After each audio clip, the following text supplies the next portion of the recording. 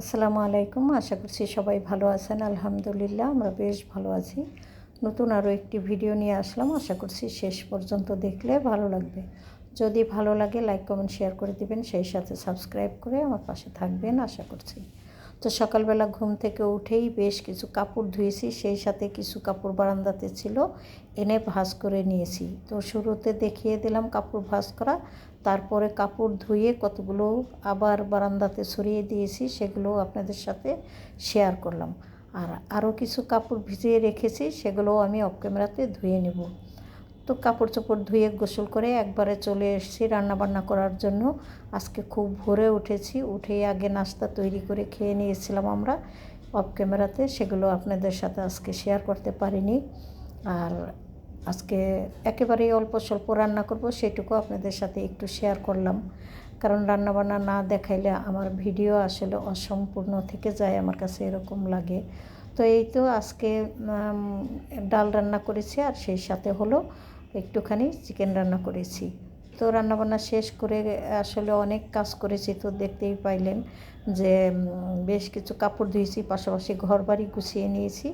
সে কারণে কিন্তু খাওয়া দাওয়া বা রান্নাবান্না ওইভাবে আপনাদের সাথে আর শেয়ার করতে পারলাম না। আগামী ভিডিওতে ইনশাল্লাহ সম্পূর্ণ সুন্দর করে শেয়ার করার চেষ্টা করব। তো দেখতে থাকেন আমার ভিডিও, আমি কি কি করি। তো খাওয়া দাওয়া করেছি, তারপরে হলো প্লেট বাটিগুলো সুন্দর করে ধুয়ে পরিষ্কার করে নিলাম। এখন পানি শুকিয়ে যাওয়ার পরে একটুখানি কিচেন র্যাকের উপরে আমি হলো এটা সুন্দর করে উপর করে রেখে দেব, কারণ এখান থেকে সামান্য পানি ঝরে যাওয়ার পরে আমি হলো আবার এই কিচেন শেলফের উপরে সুন্দর করে রেখে দিই। একবারে শুকিয়ে গেলে তারপরে উপরে উঠিয়ে রাখি। তো যাই হোক, এভাবেই প্রতিদিন কাজগুলো করতে থাকি, আর আপনাদের সাথে যখন যতটুকু সম্ভব শেয়ার করার চেষ্টা করি। তো দেখতেই পাচ্ছেন প্লেট বাটিগুলো কিন্তু আমি ওখান থেকে সরিয়ে এখানে নিয়ে আসলাম। আর কিচেন রুমটা এখন আমি হলো খুব সুন্দর করে মুছে পরিষ্কার করে রেখে দেব, কারণ সারাদিনের রান্নাবান্না শেষ। তো যাই হোক, খাওয়া দাওয়া করেছি, প্লেট বাটি ধুয়েছি, তারপরে অনেকক্ষণ রেস্ট নিয়েছি, টিভি দেখেছি, নামাজ পড়েছি, সমস্ত সব কিছু শেষ করে ওই যে কাপড় ধুয়ে দিয়েছিলাম বারান্দাতে, সেগুলো তো এখন শুকিয়ে গেছে। তো বারান্দা থেকে কাপড়গুলো এনে নিলাম, কারণ শীতের দিন বারান্দায় কাপড় থাকলে অবশ্য ঠান্ডা হয়ে যায়, মনে হয় ভিজা, আর ভিজা কাপড় থাকলে কোনো সমস্যা নেই, তারপরের দিন শুকিয়ে যায়। তো শুকনা কাপড়গুলো এনে খাটের উপরে রেখে দিয়েছিলাম। তো রাত্রে তো খাটটা পরিষ্কার করার দরকার আছে, কারণ তা না হলে আবার খাটে শোয়া যাবে না। যাই হোক, সে কারণে কিন্তু আমি কাপড়গুলো ভাঁজ করে নিলাম। আর ওইটুকু কথা আমি আসলে একটু মানে দুষ্টামির চলেই বললাম, আসলে কাপড় তো ভাঁজ করতেই হবে। যাই হোক, এখানে আমি কাপড়গুলো এক এক করে ভাঁজ করে নিচ্ছিলাম। আর এমন কতবার যে আমাকে কাপড় ভাঁজ করতে হয় দিনের মধ্যে, তা আসলে বলে শেষ করা যাবে না। এগুলো তো শুধু ধোয়া কাপড়, এমনিতে ছেলেরা মানে পরে যে অনর্গল সব সময়, তো সেই কাপড়গুলো তো খুলে রুমের ভিতরে রেখে যায়, সেগুলোও কিন্তু আমি ওদের যার যার রুমে গিয়ে আবার সুন্দর করে ভাঁজ করে রেখে দিয়ে আসি। অনেক সময় শেয়ার করি আপনাদের সাথে, অনেক সময় শেয়ার করি না। তো যাই হোক, কথা বলতে বলতে কিন্তু প্রায় কাপড়গুলো ভাঁজ করা হয়ে গেল, আর আমার খাটটাও পরিষ্কার হয়ে গেল। এখন খাটটা একটু ঝেড়ে পরিষ্কার করে রাখবো, তাহলেই কিন্তু রাতের জন্য একদম খাটের বিছানা নিট অ্যান্ড ক্লিন থাকবে। আর শোয়ার সময় কিন্তু একটা ঝাড়া মোছা পরিষ্কার বিছানাতে শুইলে বেশি ভালো লাগে। তো এই তো কাপড়গুলো যার যার স্থানে আমি রেখে দিলাম, যার যা কাপড়, আর তারপরে বিছানাটা আমি ঝেড়ে পরিষ্কার করে রেখে দিলাম। আসলে শোয়ার সময় আরও বালিশ তো এখানে আনতে হয়, এখানে মাত্র 2টা বালিশ সব সময় থাকে, কারণ বিছানা একেবারে খালি রাখতে হয় না, সে কারণেই 2টা বালিশ এখানে রাখি। আর শীত এসে পড়েছে, প্রচণ্ড মশা, সে কারণে কোল বালিশগুলো কিন্তু সরিয়ে রেখেছি, কারণ কোল বালিশ থাকলে মশারি টানাতে অসুবিধা হয়ে যায়। আর এই তো দেখতেই পাচ্ছেন চলে আসলাম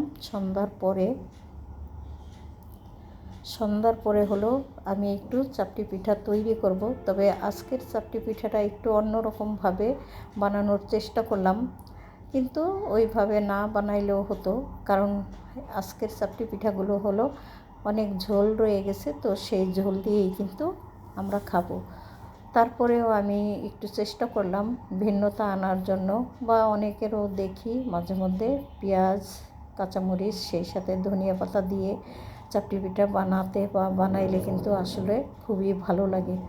তবে আমি একটু ধনিয়া পাতাটা মনে হয় বেশি দিয়ে ফেলেছি, আর একটু কম দিলেও হতো, আর তাতে কোনো অসুবিধা হয় নাই। তবে একটু কম দিলে কোনো অসুবিধা হতো না, ভালোই হতো।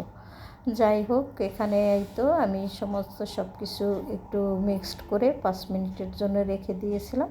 এখন হলো ভাজার জন্য চলে এসেছি। তো ভাজার আগে একটা ডিম দিয়ে দিলাম, যাতে করে পিঠাগুলো বা চাপটিগুলো একেবারে মুচমুচে হতে পারে। তো এই তো দেখতেই পাচ্ছেন আমি কিন্তু ভাজার জন্য চলে এসেছি, এবং অলরেডি সবাই খাওয়ার জন্য বসে আছে ডাইনিংয়ে।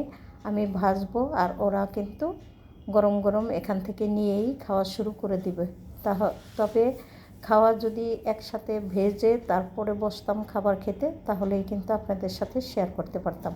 কিন্তু যেহেতু আমি ভাজা শেয়ার করতেছি আর ওনারা ওখানে বসে খাবারটা শুরু করে দিয়েছে, সে কারণে আপনাদের সাথে ওইভাবে আর শেয়ার করতে পারলাম না।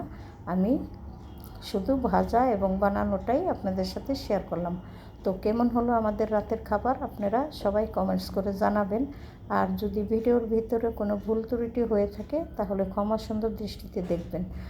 আর আমার পাশে লাইক, কমেন্ট, শেয়ার করে এবং সাবস্ক্রাইব করে পাশে থাকবেন। যাই হোক, দুপুরে আসার সময় কিছু হালকা পাতলা বাজার এনেছিল, তো অবসর সময় এখন একটু গুছিয়ে রাখি।